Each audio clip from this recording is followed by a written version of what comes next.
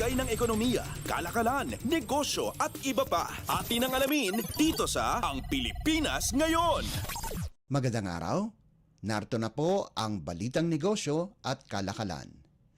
Lumago ng 10.6% year-on-year ng mga pautang ng Universal at Commercial Banks ayon sa Bangko Sentral ng Pilipinas o BSP para sa buwan ng Oktubre taong kasalukuyan.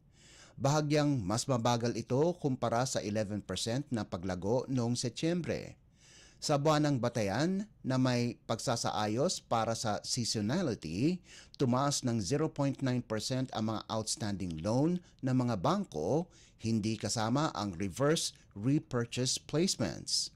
Base sa datos, ang pautang sa residence loans ay tumaas ng 10.7% noong Oktubre mula 11.2% noong Setyembre, habang ang pautang sa mga non-resident ay lumago ng 6.8% kumpara sa negative 0.3%. Samantala, kasama sa mga sektor na tumaas ang paglago ng bank lending ay ang production, real estate, wholesale retail, repair of vehicle and motorcycle at manufacturing at ang consumer loan. Titiyakin naman ng BSP na ang kalagayan ng domestic liquidity at lending ay naayon sa kanilang pangunahing mandato na panatilihin ang presyo at financial stability sa bansa. Lagay ng ekonomiya, kalakalan, negosyo at iba pa. Atin ang alamin dito sa Ang Pilipinas Ngayon.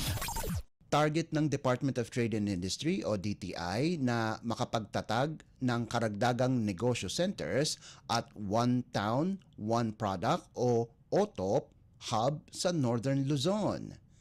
Sa ginawang pagdinig ng House Committee on North Luzon Growth Quadrangle, nagbigay ng update ang DTI sa mga komite ng kanilang mga nakalinyang proyekto at programa sa susunod na taon. Sa ngayon, mayroong 85 mga negosyo centers sa norte, habang 13 naman ang kanilang target na itatag sa rehiyon. Kasama sa mga aktibidad ang maintenance ng mga negosyo centers, business facility services, entrepreneurship seminars at digitalization at artificial intelligence o AI training sa mga micro, small and medium enterprises o MSMEs at negosyo centers roadshow.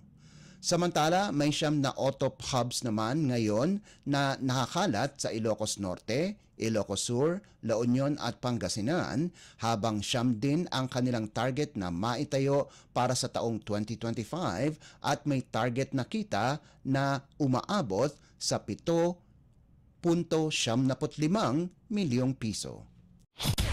Lagay ng ekonomiya, kalakalan, negosyo at iba pa. Atin ang alamin dito sa Ang Pilipinas Ngayon. Inihirit ng Department of Education o DepEd sa mga pribadong financial institutions na huwag munang singilin sa pagkakautang ang mga guro at non-teaching personnel na apektado ng magkakasunod na kalamidad. Ayon kay Education Secretary Sani Angara, layon nito na matulungan ang mga guro at school personnel na makabangon mula sa epektong dulot sa kanila ng mga nagdaang bagyo.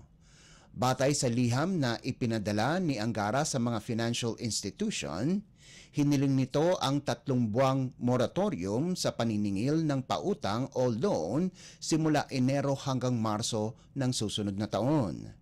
Sakaling pagbigyan, inaasahang magsisimula ang pagbabayad ng mga ito ng kanilang utang pagsapit ng Abril.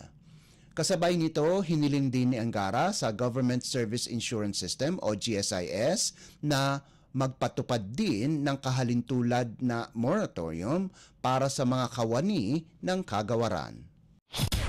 Lagay ng ekonomiya, kalakalan, negosyo at iba pa. Atin ang alamin dito sa Ang Pilipinas Ngayon.